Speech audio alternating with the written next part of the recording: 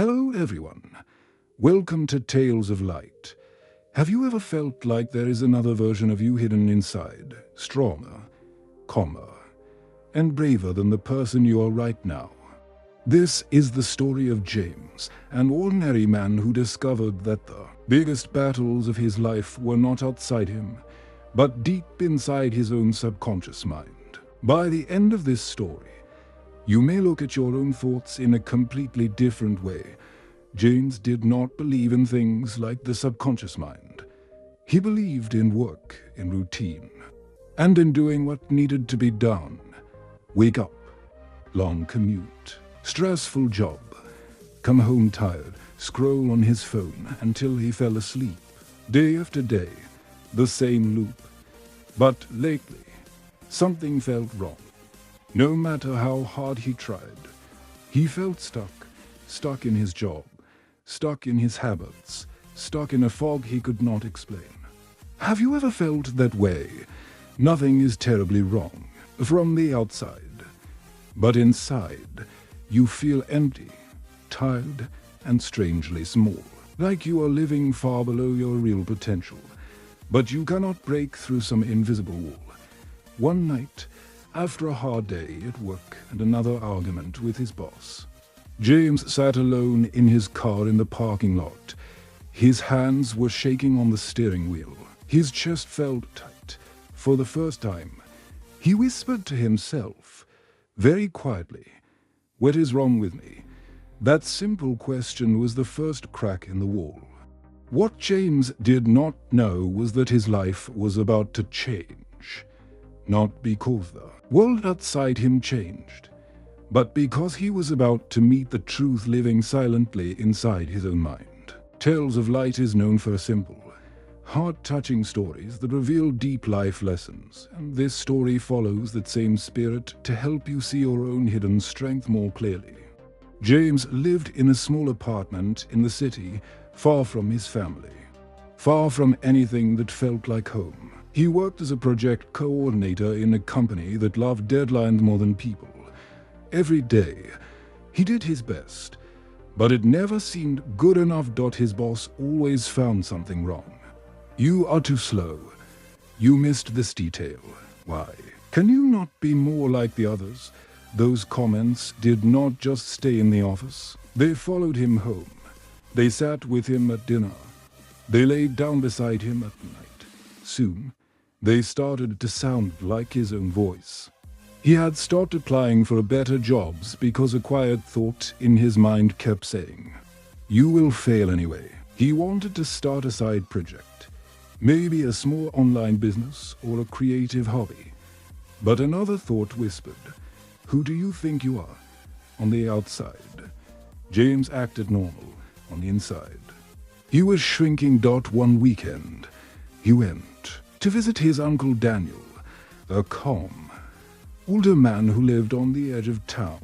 Uncle Daniel had a small garden, a big bookshelf, and a way of listening that made people feel safe. Over tea, he watched James carefully. "You look tired," his uncle said softly. "Just work." James replied, forcing a smile. His uncle did not push, but he did something else. He handed James an old, worn-out notebook. "This helped me years ago when I felt lost," he said. "It might help you too." James opened it that night in the guest room. The first page said, "In uneven handwriting, the stories you tell your subconscious become the life you live." He did not fully understand it yet, but those words stayed with him. Back in the city, Monday hit harder than usual. The same office, the same buzzing lights, the same cold comments. That week, James had to lead an important presentation. It was his chance to finally prove himself. He stayed up late every night, working on the slides, rehearsing his points, checking every small detail. Yet, each time he looked in the mirror, the same thought floated up from somewhere deep inside. "You are going to mess this up." The morning of the presentation, his hands trembled as he held his notes in the meeting room. Phases turned toward him. The projector glowed. He opened his mouth to speak. Nothing came out. His throat tightened. His mind went blank. His heart raced. He could hear his boss sigh loudly. Someone in the back whispered. The room grew smaller and smaller. Somehow, he stumbled through the slides, but he could feel it. He had lost them, every mistake. Every pause, every wrong word felt like a punch. By the end, his boss did not need to say much. "We expected better," was all he heard. That night, James sat on the floor of his apartment, back against the bed, lights off. Shame washed over him like a wave. Why did this keep happening? He tried so hard, yet in the big moments, something inside him seemed to pull him down. His eyes landed on the notebook from his uncle. He opened it again, desperate. This time he read more slowly. It talked about childhood memories, repeated words, labels other people gave you, and how they can sink into your subconscious and become silent truths you live by without. Knowing, as he read, old scenes started to come back. A teacher laughing when young James got an answer wrong. A parent saying, "You are just not the smart one." Friends joking, "You always mess things up." He realized something painful. The voice that had frozen him in the meeting was not new. It had been whispering inside him for years. The next weekend, James drove back to see his uncle. This time, he did not hide behind "I am just tired." He told him everything. The failed presentation, the shaking hands, the voice in his head that sounded like a cruel echo from the past. Uncle Daniel listened without interrupting. When James finished, there was a long silence. Then his uncle said something simple.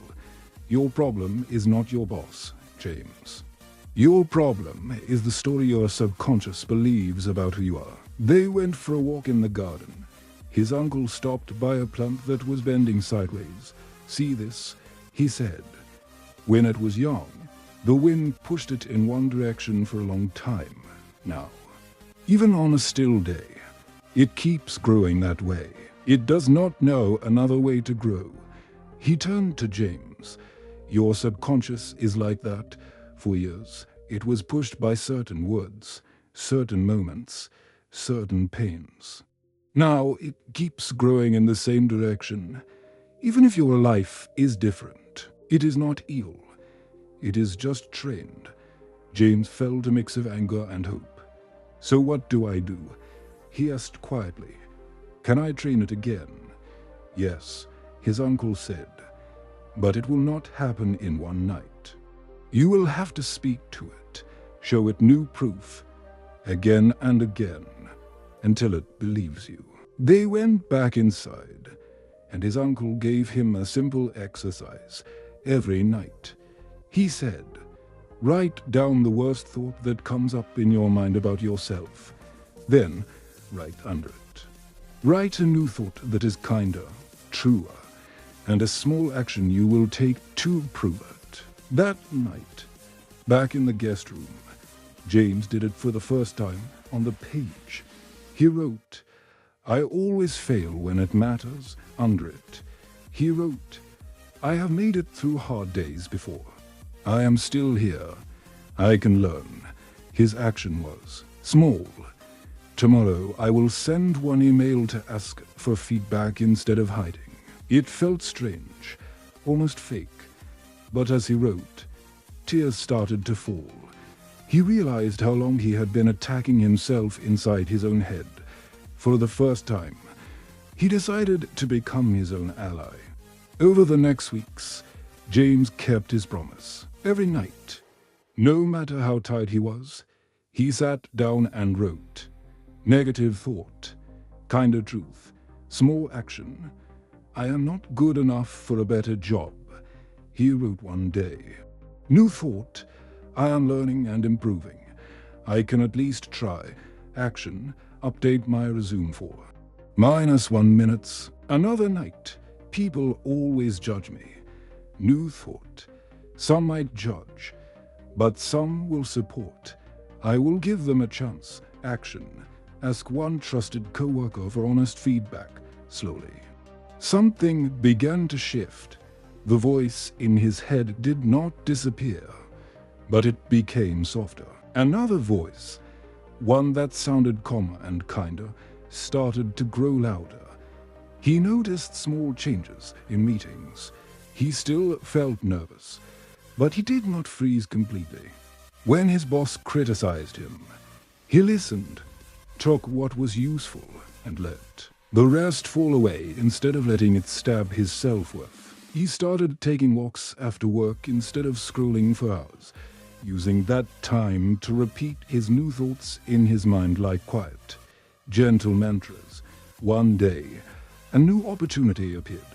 Another department was looking for someone to lead a small project. The old James would have ignored the email, convinced he was not ready.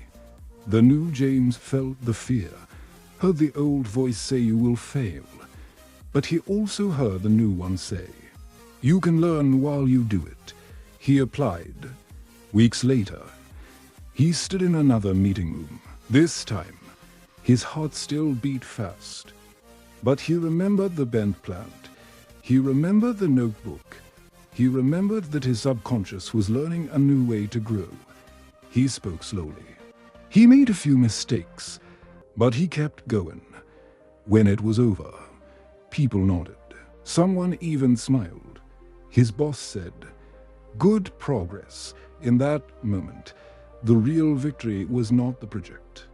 It was the quiet realization inside him. My life changes when I change the story I feed my subconscious. And that is the moral of James's story. Your subconscious is not your enemy. It is a loyal servant that has been carrying old orders for years. When you give it new, kinder, stronger instructions again and again, it slowly begins to build a new version of you from the inside out. Now, pause for a moment and think about your own life. What is the loudest sentence your subconscious keeps repeating to you?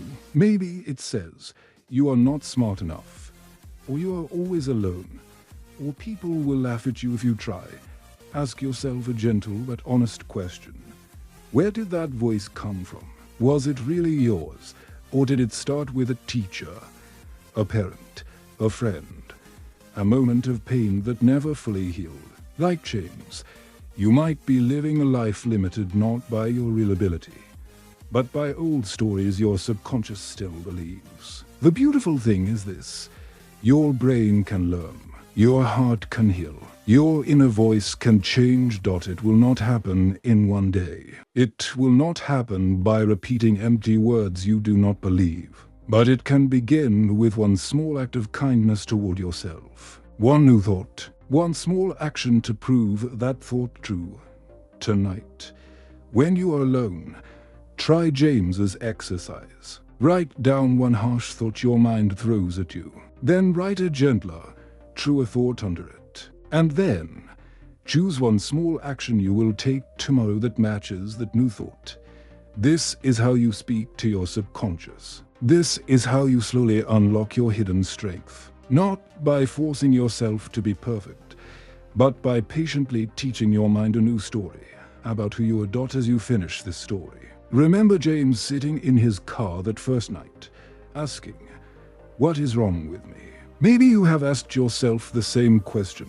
The truth is, there is nothing wrong with you. There are only old stories your subconscious has not yet been taught to let go of. You are not stuck forever.